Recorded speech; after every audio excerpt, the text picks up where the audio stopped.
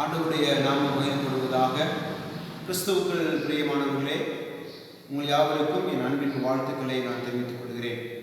இந்த பரிசுத்தமான நாளிலே ஆண்டவருடைய நாமத்தை மகிமைப்படுத்தவும், கர்த்தரிடத்திலிருந்து நன்மை நினைவுகளை பெற்றுக்கொள்ளவும் இந்த வேளையிலே நாம் கர்த்தரை நோக்கி ஜெபம் செய்வோம்.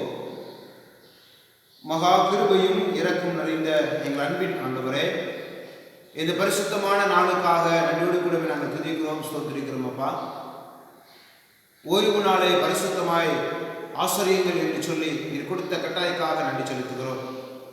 கர்த்தாவே, எங்களுடைய வாழ்வில் இந்த நாளிலே உம்மை துதிக்கவும், உம்மை ஸ்தோத்திரிக்கவும், உம்முடைய நாமத்தை மகிமைப்படுத்தவும் நீர் எங்களுக்கு கொடுத்திருக்கிற கிருபைகளுக்காக நன்றியோடு கூட துதிக்கிறோம், ஸ்தோத்திரிக்கிறோம். அப்பா கர்த்தாவே, இந்த பரிசுத்தமான நாளிலே உம்மிடத்திலிருந்து நன்மணிவுகளை பெற்றுக்கொள்வதற்கு நீர் எங்களுக்கு உதவி செய்யும்படியாக நாங்கள் ஜெபிக்கிறோம். எங்களை முற்றிலுமாய் உமது திருக்கரத்திலே தாழ்த்தி அர்ப்பணிக்கிறோம்.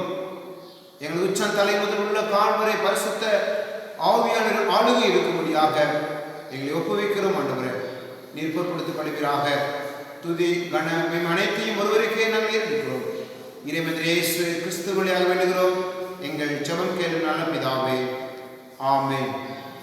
அன்பானவர்களே, நாம் அமர்ந்தவாறே யாவருக்கும் தெரிந்த பாடல், கிறிஸ்தவ கீர்த்தனையில் உள்ள 360வது பாடல், எந்நாளுமே துதிப்பாய் என் ஆத்மாவே, எந்நாளுமே துதிப்பாய் என்ற பாடலை பாடி ஆண்டவருடைய நாமத்தை மகிமைப்படுத்துவோம். எந்நாளுமே துதிப்பாய் என் ஆத்துமாவே, நீ எந்நாளுமே துதிப்பாய், இந்நாள் வரையிலே உன்னத நான் செய்த, இந்நாள் வரையிலே உன்னத நான் செய்த என்னில்லா நன்மைகள் யாவும் மறவாதே, எந்நாளுமே துதிப்பாய். எத்தனையோ கிருபை உன்னுயிர்க்கு செய்தாரே, எத்தனையோ கிருபை நித்த முனை மூடி சுட்டினது வென்றி, நித்த முனை மூடி சுட்டினது வென்றி, நேயமதாக ஜீவனை மீட்டதால் எந்நாளுமே துதிப்பாய். நன்மையான் வாயை நீரைத்தாரே புத்தியாய், நன்மையான் வாயை உன் வயது கழுகை போல் பலங்கொண்டு, உன் வயது கழுகை போல் பலங்கொண்டு, ஓங்கும் இளமை போலாகவே செய்ததால் எந்நாளுமே துதிப்பாய். பூமிக்கும் வானத்திற்கும் உள்ள தூரம் போலவே, பூமிக்கும் வானத்திற்கும் சாமி பயமுள்ளவர் மிக்கவரருள், சாமி பயமுள்ளவர் மிக்கவரருள், சாலவும் தங்குமே சத்தியமே இது, எந்நாளுமே துதிப்பாய். என் ஆத்துமாவே, நீ எந்நாளுமே துதிப்பாய். தந்தை தன் பிள்ளைகட்கே தயவோடிரங்கான, தந்தை தன் பிள்ளைகட்கே எந்த வேலையும் அவரோடு தங்கினார், எந்த வேலையும் அவரோடு தங்கினார், சொந்தம் பாராட்டிய தூக்கி சுமப்பாரே, எந்நாளுமே துதிப்பாய். என் ஆத்துமாவே, நீ எந்நாளுமே துதிப்பாய். கிறிஸ்துவுக்குள் அன்பானவர்களே, நாம் ஜெப நிலையிலே நமது ஆராதனை முறையை பின்பற்றுவோமாக. கர்த்தர் என்றால் தமது பரிசுத்த ஆலயத்தில் இருக்கிறார், பூமியெல்லாம் அவருக்கு முன்பாக மௌனமாக இருக்க கடவுளே. மகிமையும் கனமும் அவர் சமூகத்தில் இருக்கிறது, வல்லமையும் மகத்துவமும் அவர் பரிசுத்த ஸ்தலத்தில் உள்ளது. நானோ உமது மிகுந்த கிருபையினாலே உமது ஆலயத்திற்குள் பிரவேசிப்பேன். உமது பரிசுத்த சந்நிதிக்கு நேரே பயபக்தியுடன் பணிந்து கொள்வேன். கர்த்தர் வெளிச்சமும் என் ரட்சிப்புமானவர், யாருக்கு பயப்படுவேன்? கர்த்தர் என் ஜீவனின் பலனானவர், யாருக்கு அஞ்சுவேன்? அவர் நம்முடைய பாவங்களுக்கு தக்கதாக நமக்கு செய்யாமலும் நம்முடைய அக்கிரமங்களுக்கு தக்கதாக நமக்கு சரிகட்டாமலும் இருக்கிறார். பூமிக்கு வானம் எவ்வளவு உயரமாக இருக்கிறதோ அவருக்கு பயப்படுவதன் மேல் அவருடைய கிருபையும் அவ்வளவு பெரிதாக இருக்கிறது. கர்த்தர் எனக்கு செய்த எல்லா உபகாரங்களுக்காகவும் அவருக்கு எண்ணத்தை செலுத்துவேன். ரட்சிப்பின் பாத்திரத்தை எடுத்துக்கொண்டு கர்த்தருடைய நாமத்தை தொழுது கொள்வேன். யாவரும் சேர்ந்து சொல்லுவோம், ஆண்டவரே என் உதடுகளை திறந்தருளும், அப்பொழுது என் வாய் உம்முடைய புகழை அறிவிக்கும். கர்த்தரை கண்ணிடத்துக்கு சமயத்தில் தேடுங்கள், அவரை சேவற்கையில் நோக்கி கூப்பிடுங்கள். பூமியின் குடிகளே எல்லோரும் கர்த்தருக்கு விபரமாய் பாடுங்கள். மகிழ்ச்சி அடக்கத்துக்கு ஆராதனை செய்து ஆனந்த சத்தத்தோடு அவர் சன்னதி முன் வாருங்கள். தேவன் ஆவியாக இருக்கிறார். அவரை தொழுது கொள்கிறவர்கள் ஆவியோடும் உண்மையோடும் அவரை தொழுது கொள்ள வேண்டும். தம்மை தொழுது கொள்கிறவர்கள் எப்படிப்பட்டவர்கள் இருக்கும்படி பிதாவானவர் விரும்புகிறார். ஆகையால் பிரியமானவர்களே, நம்முடைய பரமபிதாவாகிய சர்வவல்லமையுள்ள கடவுளின் அளவுள்ள தயவினாலும் இரக்கத்தினாலும் பாவ மன்னிப்பை பெறுவதற்காக நாம் செய்த பலவிதமான பாவங்களையும் அக்கிரமங்களையும் அவர் சந்நிதியில் மறைக்காமல் பணிவும் தாழ்மையும் துக்கமும் கீழ்ப்படுதல் இதயத்தில் இருக்கிற பற்பல வேத வாக்குகள் நம்மை ஏவுகின்றன. நம்ம எக்காலத்திலும் கடவுளுக்கு முன்பாக நம்முடைய பாவங்களை மனத்தால் அறிக்கிட வேண்டுவதும் இன்றி அவர் திருக்கரங்களில் இருந்து நாம் பெற்றுக்கொண்ட மேன்மையான உபகாரங்களுக்காக நன்றி செலுத்தவும், அவரை மிகவும் சிறப்பாய் புகழ்ந்து பிரஸ்தாம் பண்ணவும், அவருடைய திருவசனத்தை கேட்கவும், நம்முடைய உடல் ஆவிக்கு தேவையாக வேண்டிக் கொள்ளவும் நாம் கூடி வந்திருக்கிற இத்தருணத்தில் பாவங்களை அறிக்கையிடுவது நமது விசேஷித்த கடமையாம். ஆக இங்கு இருக்கிற நம் யாவரும் சுத்த இருதயத்தோடும் தாழ்ந்த மனதோடும் பரம கிருபாசன தண்டையில் என்னோடு கூட சேர்ந்து முழங்கால் படியிட்டு நம்முடைய பாவங்களை அறிக்கையிட வேண்டிக் கொள்கிறேன். நம் யாவரும் முழங்கால் படியிட்டு பொதுவான பாவறிக்கை சபத்தின் வாயிலாக நம்முடைய பாவங்களை ஆண்டு திருச்சமூகத்திலே அறிக்கையிடுவோம். சர்வ வல்லமை இந்த இரக்கமுள்ள பிதாவே, தப்பிப்போன ஆடுகளைப் போல நாங்கள் உம்முடைய வழியை விட்டு விலகி அடைந்து போனோம். எங்கள் இறுதி யோசனைகளுக்கும் விருப்பங்களுக்கும் மிகவும் இணங்கி நடந்தோம். உம்முடைய பரிசுத்த கற்பனை விரோதமாய் குற்றம் செய்தோம். செய்யத்தக்காதவர்களை செய்யாமல் செய்து வந்தோம். எங்களுக்கு சுகமே இல்லை. ஆயினும் ஆண்டவரே, நீர் இயேசு கிறிஸ்துநாதர் மூலமாய் மனிதருக்கு அருள் செய்த வாக்குத்தத்தங்கள் வழியே நிர்பாக்கியங்களை குற்றலை அடையிருக்கிறோம். தப்பிதங்களை அறிக்கையிடுகிற எங்கள் மேல் பொறுமையாயிரும். பாவத்திலும் துக்கப்படுகிற எங்களை சீர்படுத்த மிக இரக்கமுள்ள பிதாவே, உம்முடைய பரிசுத்த நாமத்துக்கு மகிமையுண்டாகும்படி நாங்கள் இனி தெய்வ பக்தியும் நீதியும் தெளிந்த புத்தியும் உள்ளவர்களை நடந்து வர இயேசு கிறிஸ்து நிமித்தம் எங்களுக்கு கிருபை செய்திருள. ஆமென். தொடர்ந்து நாம் ஜெபம் செய்வோம். தங்கள் பாவங்களுக்காக ஒருமே துக்கப்பட்டு கடவுளிடம் மனம் திரும்பி அவருடைய ஆவின் சகாயத்தால் தங்கள் வழிகளை சீர்திருத்த பிரயாசம் குறித்து கடவுள் சொல்லுகிற அருள்நிறைந்த மொழிகளை கேளுங்கள்.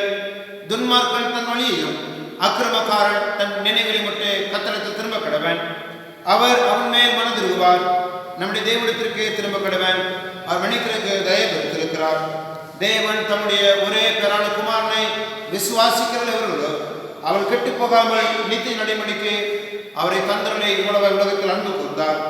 நம்முடைய பாவங்களை நாம் அறிக்கையிட்டால் பாவங்களை நமக்கு மன்னித்து எல்லா அநியாயத்தை நீக்கி நம்மை சுத்திகரிப்பதற்கு அவர் உண்மையும் நீதியும் உள்ளவராய் இருக்கிறார்.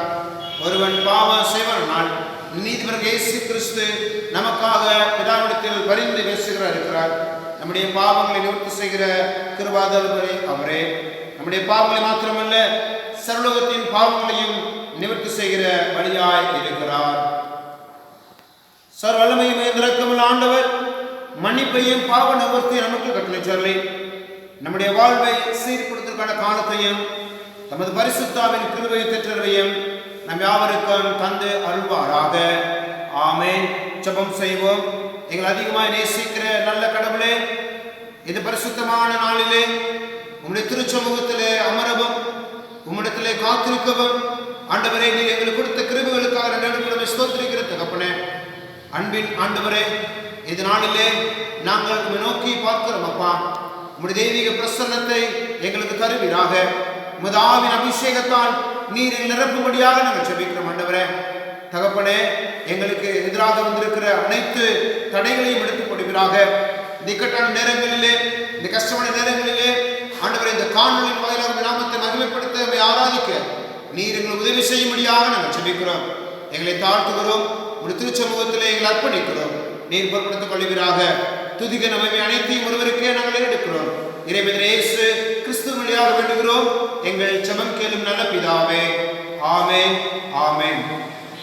கிறிஸ்தவர்கள் பிரியமானவர்களே, இந்த நாளிலே நாம் படிக்கும்படியாக தெரிந்து கொள்ளப்பட்ட திருமறை பகுதிகள் ஆதியாகமம் 18வது அதிகாரம் 1 முதல் 10 வசனங்கள் முடிய, நிருபப்படமாக எபிரேயர் 13வது அதிகாரம் 1 முதல் 8 வசனங்கள், சுவிசேஷ பாடகமாக பரிசுத்த யோவான் எழுதின நற்செய்தி நூல் 21வது அதிகாரம் 1 முதல் 14 வசனங்கள்.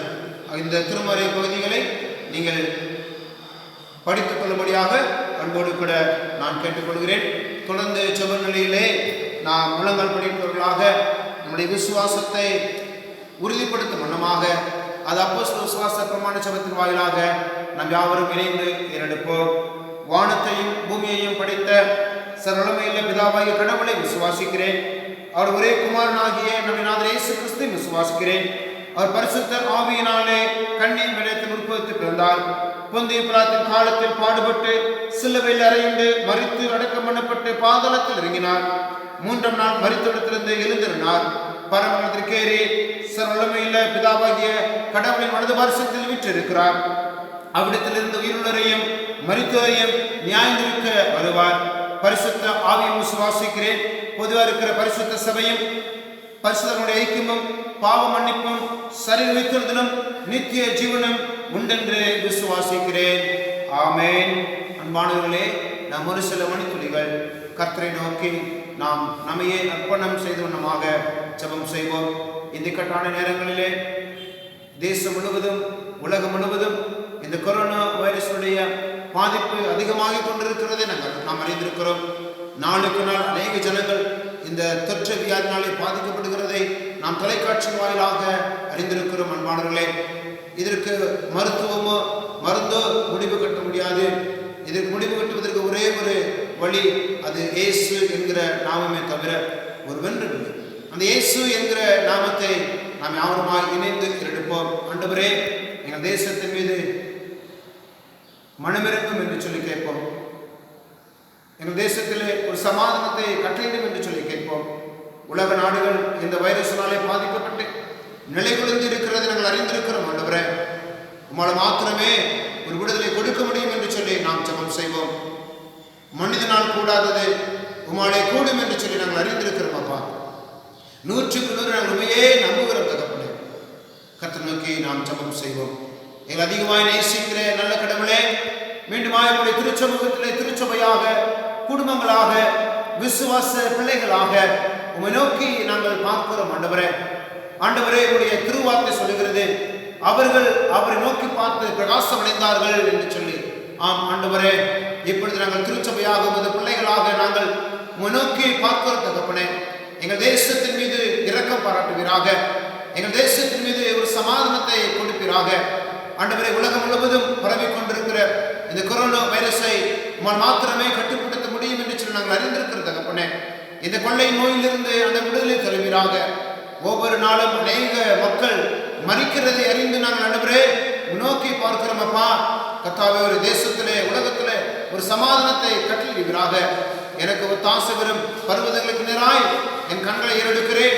வானத்தையும் பூமியையும் உருவாக்கிற கர்த்தரிடத்திலிருந்து எனக்கு ஒத்தாசை வரும் என்கிறதா நமது இறைவாக்கு மொத்தமாக ஒத்தாசைகளையும் உதவிகளையும் கிருபைகளையும் நன்மைகளையும் நீர் பரலோகத்திலிருந்து எங்களுக்கு என்று கொடுக்க முடியாது நாங்கள் ஜெபிக்கிறோம். எங்களை தரைமட்டம் தாழ்த்த பண்ணிக்கிறோம். நீர் பொறுப்படுத்திக் கொள்வீராக. இயேசுவின் நாமத்தில் தாழ்மையோடு ஜெபிக்கிறோம். எங்கள் ஜெபம் கேளும் நல்ல பிதாவே. ஆமென், ஆமென். கிறிஸ்துவுக்குள் பிரியமானவர்களே, மீண்டுமாய் உங்கள் யாவருக்கும் என் அன்பான வாழ்த்துக்களை நான் தாழ்மையாய் தெரிவித்துக் கொள்கிறேன். ஆண்டவராகிய கர்த்தர் தாமே நம் யாவரையும் ஆசீர்வதிப்பாராக.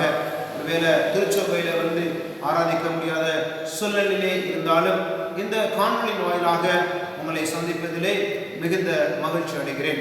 இந்த நாளிலே ஒரு சில வார்த்தைகளை திருமறையிலிருந்து நாம் தியானிக்க அழைக்கப்படுகிறோம். கிறிஸ்தவுக்குள் பிரியமானவர்களே, இந்த குறித்து கொடுக்கப்பட்ட திருமறையின் அடிப்படையிலே இந்த திருச்சபை மூலமாக நம்மளுக்கு கொடுக்கப்பட்ட தலைப்பு கிறிஸ்துவின் விருந்தோம்பலுக்கு அழைப்பு, இன்விடேஷன் டு கிரைஸ்ட் ஹாஸ்பிட்டாலிட்டி.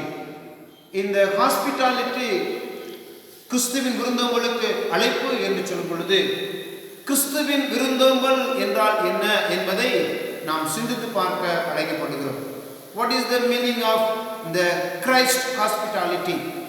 அப்ப இந்த ஹாஸ்பிட்டாலிட்டி என்று ஆங்கிலத்தில் சொல்லும் பொழுது தமிழிலே இப்படியாக சொல்லப்படுகிறது, கவனிக்கப்படுதல், கவனித்தல் என்றால் கவனித்தல் என்பது. அப்ப கவனிக்கப்படுதல், கவனித்தல் என்றால் பிரியமானவர்களே, இயேசு கிறிஸ்து அவருடைய பிள்ளைகளாகிய உங்களையும் என்னையும் நம் யாவரையும் எப்படி கவனித்துக் கொள்கிறார் என்பதை நாம் சிந்தித்து பார்க்க அழைக்கப்படுகிறோம். இந்த ஹாஸ்பிட்டாலிட்டி கிறிஸ்துவின் விருந்தோம்பல் என்று சொல்லும் பொழுது பலவிதமான அர்த்தங்களை என்னுடைய சிந்தனையிலே விதித்தது. என்னென்று சொல்லி பார்க்கும் பொழுது அது போஷித்தல் என்று நான் யோசிக்கிறேன், உதவி செய்தல் என்று நான் நினைக்கின்றேன், இரக்கம் பாராட்டுதல் என்று நான் நினைக்கின்றேன், இயேசு கிறிஸ்து அவருடைய பிள்ளைகள் மீது கருணை கூறுதல் என்று சொல்லி நான் நினைக்கிறேன். அது மாத்திரமல்ல, இயேசு கிறிஸ்து அவருடைய பிள்ளைகள் மீது அன்பு செலுத்துதல் என்பதை நான் அறிந்திருக்கிறேன். அது மாத்திரமல்ல அன்பானவர்களே, இந்த ஹாஸ்பிட்டாலிட்டி என்று சொல்லும் பொழுது இயேசு கிறிஸ்து ஒவ்வொரு பிள்ளைகளையும் அவருடைய பிள்ளைகளை அரவணைத்துக் கொள்ளுதல் என்று நான் அறிந்திருக்கிறேன். அது மாத்திரமல்ல அன்பானவர்களே, இந்த ஹாஸ்பிட்டல் என்று சொல்லும் பொழுது இயேசு கிறிஸ்து அவருடைய பிள்ளைகளை வழிகாட்டுகிறார், வழி நடத்துகிறார் என்று சொல்லி நான் அறிந்திருக்கிறேன். அப்ப கிறிஸ்துவனுடைய அந்த விருந்தோம்பல் என்று சொல்லும் பொழுது, கிறிஸ்துவனுடைய பராமரிப்பு, கவனித்தல் என்று சொல்லும் பொழுது பல நிலைகளிலே இங்கே அர்த்தம் சொல்லுகிறதாக இருக்கிறது. இன்றைக்கு அருமையான அந்த கிறிஸ்துவின் அழைப்பு, அந்த கிறிஸ்துவின் விருந்தோம்பல் என்று சொல்லும் பொழுது ஒரு சில காரியங்களை உங்களுக்கு நான் திருமறை மூலமாக அறிவிக்க நான் விரும்புகிறேன். நாம் திருமறையை வாசித்திருக்கப்படும். அதில் பரிசுத்த பவுலடியார் எழுதின நிருபம், எபிரேயருக்கு நிருபத்திலே 13வது அதிகாரம் 1 முதல் 8 வசனங்களிலே நாம் வாசிக்க கேட்டோம். இந்த எபிரேயருக்கு நிருபத்திலே 13வது அதிகாரம் முதல் 3 வசனங்களை இன்றைக்கு நான் திருமறை சிந்தனைக்காக எடுத்துக்கொள்ளுகிறேன். அங்கு சொல்லப்படுகிற 3 காரியங்களை உங்களுக்கு நான் அறிவிக்கும்படியாக. ஒன்று, முதல் 3 வசனங்கள். முதலாவதாக கிறிஸ்துவனுடைய விருந்தோம்பல், கிறிஸ்துவனுடைய அழைப்பு என்ன என்று சொல்லி ஒரு 3 காரியங்களை உங்களுக்கு இந்த நாளிலே நான் அறிவிக்கும்படியாக, கூறும்படியாக நான் விரும்புகிறேன். முதலாவது அங்கு சொல்லப்படுகிறது, எபிரேயர் நிருபம் 13வது அதிகாரம் 1வது வசனத்திலே, சகோதர சிநேகம் நிலைத்திருக்க கடவுது. அல்லேலூயா. எல்லாரும் சேர்ந்து சொல்லுவோம் அல்லேலூயா. முதலாவதாக சகோதர சிநேகம் நிலைத்திருக்க கடவுது என்று இங்கே திருமறை 13வது அதிகாரம் 1வது வசனத்திலே நான் பார்க்கிறோம். அப்ப கிறிஸ்துவனுடைய விருந்தோம்பல் என்று சொல்லும் பொழுது முதலாவதாக கிறிஸ்து எதை மையப்படுத்துகிறார் என்றால் சகோதர சிநேகத்தை மையப்படுத்துகிறார். சகோதர சிநேகம், சகோதரி சிநேகம் நிலைத்திருக்க கடவுள். யோசித்து பாருங்கள் அன்பானவர்களே, இன்றைக்கு உலகம் முழுவதும், தேசம் முழுவதும், நாடுகள், ஒவ்வொரு நாடுகளும் இந்த கொரோனா வைரஸினாலே அதிகமாக பாதிக்கப்பட்டிருக்கிறதை நாம் அறிந்திருக்கிறோம். தொடர்ந்து நாம் ஜெபித்துக் கொண்டு வருகிறோம். ஆண்டவராகிய இயேசு கிறிஸ்து மாத்திரமே இந்த கொடிய வியாதியிலிருந்து விடுதலை கொடுக்க வேண்டும் என்று சொல்லி, பிரியமானவர்களே, இந்த நாளிலே ஒருவேளை அநேக தொலைக்காட்சி வாயிலாக, செய்தித்தாள் வாயிலாக நாம் அறிந்திருக்கிறோம். அநேக நபர்கள் தங்களால் என்ற உதவிகளை செய்து வருகிறதை நாம் அறிந்திருக்கிறோம். நமது திருச்சபை மூலமாக கூட நாம் உதவி செய்திருக்கிறோம். ஆண்டவருக்கு நாம் நன்றி சொல்கிறோம். என்னுடைய இக்கட்டான நிலையிலே ஆண்டவராக இயேசு கிறிஸ்து இதைத்தான் நம்மிடத்தில் முன்வைக்கிறார். சகோதர சகோதரி சிநேகம் உங்களில் நிலைத்திருக்க கடவுது என்று சொல்லி. ஆம் பிரியமானவர்களே, ஒருவரை ஒருவர் நாம் நேசிக்க கற்றுக்கொள்ள வேண்டும். ஒருவர் மீது ஒருவர் அன்பு செலுத்த கற்றுக்கொள்ள வேண்டும் என்றால் இயேசு கிறிஸ்து வாழ்ந்த நாட்களிலே, இயேசு கிறிஸ்து செய்த ஊழியம் செய்த நாட்களிலே அவர் அனைவரின் மீது அன்பு செலுத்தினார். சிறுவர்கள் முதல் பெரியவர்கள் வரை, வியாதியஸ்தர் என்று பாராமல் எல்லோரிடத்திலும் அன்பு செலுத்தினார். உயர்குலம் தாழ்குலம் என்ற வேறுபாடு இல்லாமல், படித்தவன் படிக்காதவன் என்ற வேறுபாடு இல்லாமல் எல்லாரிடத்திலும் இயேசு கிறிஸ்து அன்பு செலுத்தினார் என்று சொல்லி நாம் அறிந்திருக்கிறோம் பிரியமானவர்களே. அப்ப இயேசு கிறிஸ்துனுடைய பிள்ளைகளாக இருக்கிற நீங்களும் நானும் அந்த சகோதர சகோதரி சிநேகத்திலே நிலைத்திருக்க வேண்டும். அதைத்தான் பரிசுத்த பவுலுடைய மூலமாக இன்றைக்கு ஆண்டவராகிய இயேசு கிறிஸ்து சொல்லுகிறார். கிறிஸ்துவனுடைய விருந்தோம்பல், கிறிஸ்துவனுடைய அழைப்பு என்று சொல்லி பார்க்கும் பொழுது சகோதர சகோதரி சிநேகத்திலே நாம் நிலைத்திருக்க வேண்டும் என்று சொல்லி ஆண்டவராகிய கர்த்தர் விரும்புகிறார். அல்லேலூயா. முதலாவதாக brotherly love in Christian life. brotherly love in within Christianity. அப்ப கிறிஸ்துவுக்குள்ளாக, கிறிஸ்தவ மதத்திற்குள்ளாக அந்த சகோதர சகோதரி சிநேகத்தை நாம் வெளிப்படுத்த அழைக்கப்பட்டிருக்கிறோம். இயேசு கிறிஸ்துவே நம்மளுக்கு ஒரு முன்மாதிரி. எல்லோரையும் நேசித்தார்.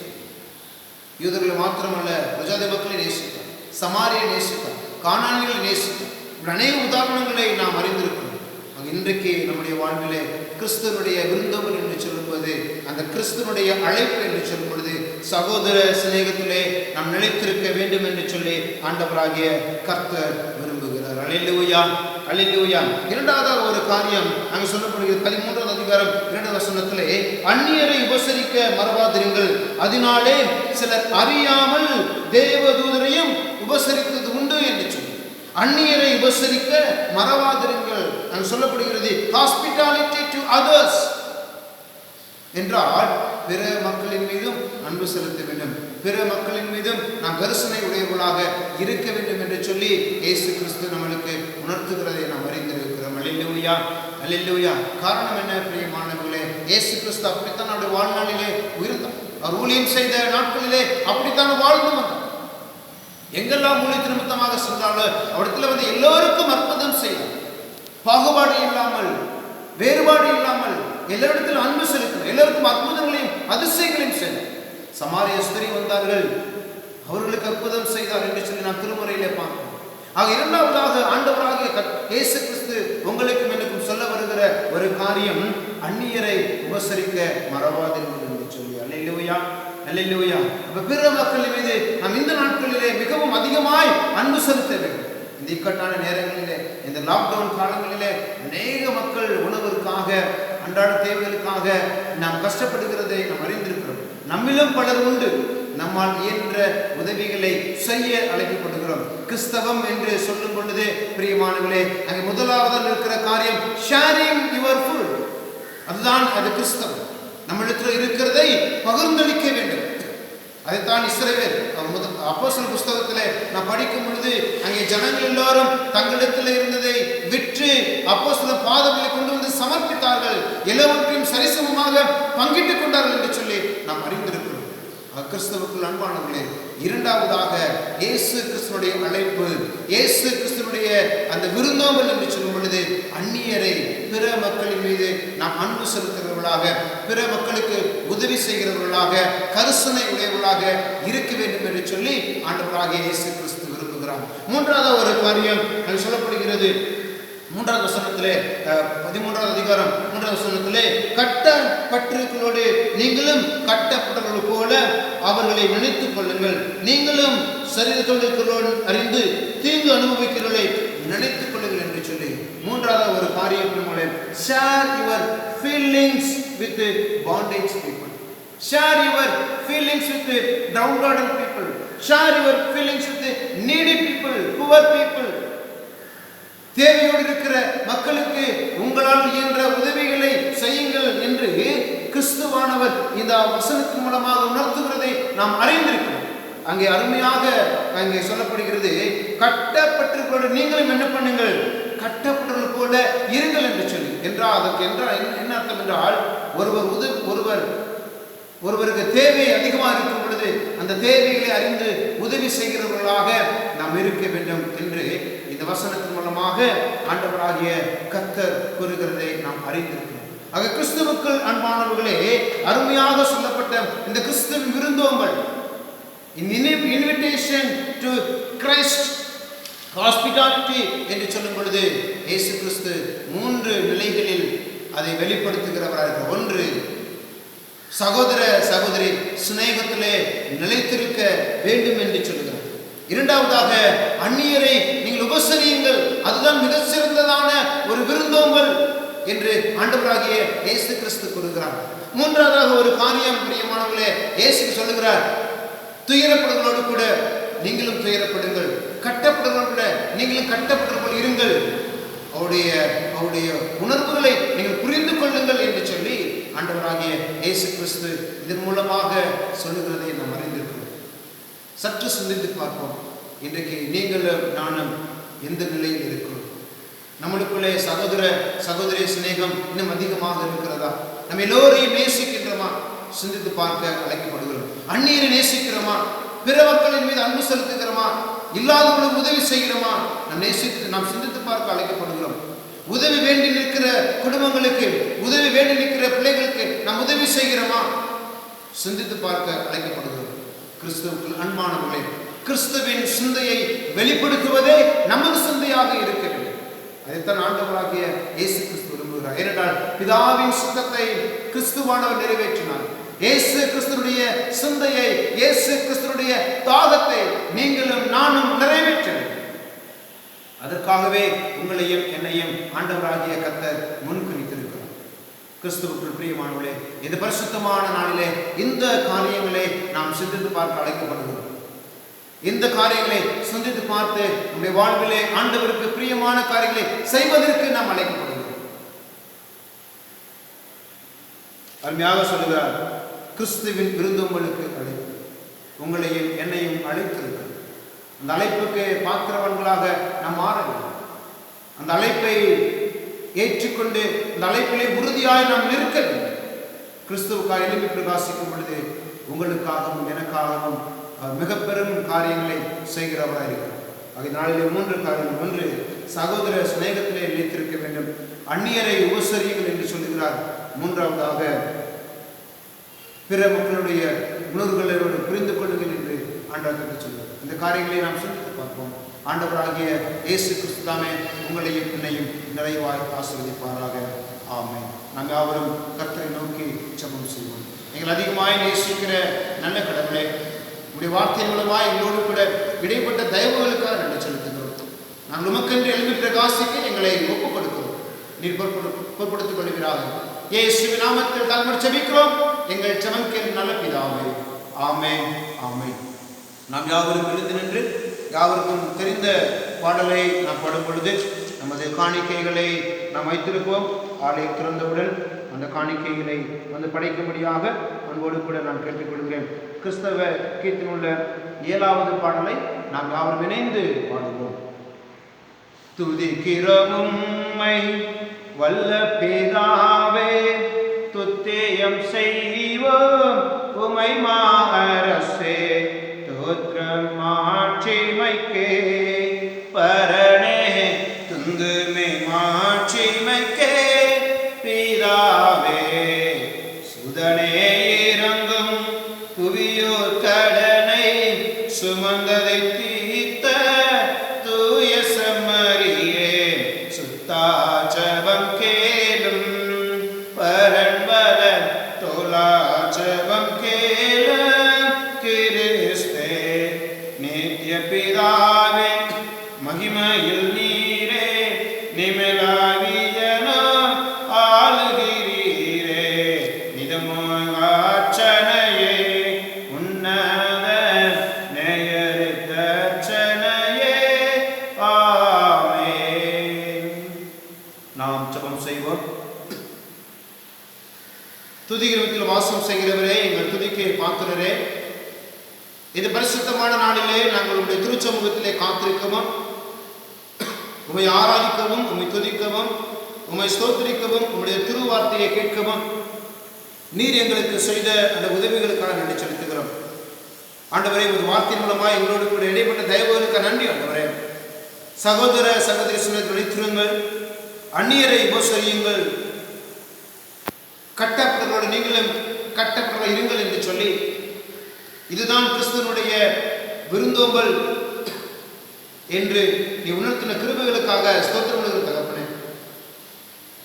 இதை நாங்கள் ஏற்றுக்கொண்டு ஆண்டவரே, கிறிஸ்துவின் சொந்த இனங்கள் வெளிப்படுத்த நீர் உதவி செய்கிறாங்க.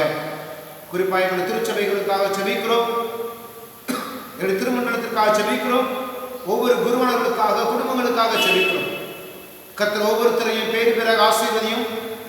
எங்கள் திருமண்டலத்தையும் எங்கள் பேரரையாவையும் அம்மாவையும் முதன்மை பணியாளர்களையும் அவருடைய குடும்பங்களையும் நீர் ஆசீர்வதியும். ஒவ்வொரு குருவானர்களையும் குடும்பங்களையும் எங்கள் குருசேகரத்தையும் இருக்கிற திருச்சபைகளையும் திருச்சபை குடும்பங்களையும் நீர் ஆசீர்வதியும். எங்களுக்கு வேண்டிய பாதுகாப்பையும் எங்களுக்கு வேண்டிய சமாதானத்தையும் எங்களுக்கு வேண்டிய கிருபைகளையும் நீர் தருவீராக. எங்களை தாழ்த்தி உங்கள் திருக்கரத்தில் அர்ப்பணிக்கிறோம், நீர் பொறுப்படுத்திக் கொள்வீராக. இயேசுவின் நாமத்தில் தாழ்மை ஜெபிக்கிறோம் எங்கள் ஜெபம் கேளும் நல்ல பிதாவே, ஆமென். நாம் யாவரும் இணைந்து பரமண்டலத்தில் இருக்கிற ஜெபத்தை எடுப்போம். பரமண்டலங்கள் பரமபிதாவே, நாம் பரிசுத்தப்படுவதாக, ராஜ்யம் வருவதாக, உமது சித்தம் பரமண்டலத்தில் செய்வது போல பூமியில் செய்யப்படுவதாக. அன்றுள்ள ஆகாரத்தை எங்களுக்கு தாரும், எங்களுக்கு விரோதமாக குற்றங்களை போல எங்கள் குற்றங்களை மன்னியும், எங்களை சோதனைக்கு பிரவேசிக்க பண்ணாமல் தீமையை ரட்சித்துக் கொள்ளும். ராஜ்யமும் வல்லமையும் மகிமையும் என்றென்றைக்கும் உம்முடையவைகளே, ஆமென். நம்முடைய கர்த்தராகிய இயேசு கிறிஸ்துவின் கிருபையும் பிதாவாகிய தேவனுடைய அன்பும் பரிசுத்த ஆவியானவரின் ஐக்கியமும் அரவணைப்பும் இன்றும் என்றும் சதா காலமும் நாம் அனைவரோடும் கூட என்று நிலைத்திருப்பதாக. ஆமென். யாவரும் சேர்ந்து சொல்லுவோம். என் ஆத்துமாவே கர்த்தரை ஸ்தோத்திரி, என் முழு உள்ளமே அவருடைய பரிசுத்த நாமத்தை ஸ்தோத்திரி. என் ஆத்துமாவே கர்த்தரை ஸ்தோத்திரி, கர்த்தர் செய்த சகல உபகாரங்களை ஒரு நாளும் மறவாதே. ஆமென், ஆமென். கர்த்தர் நம் யாவரையும் ஆசீர்வதிப்பாராக. ஆமென்.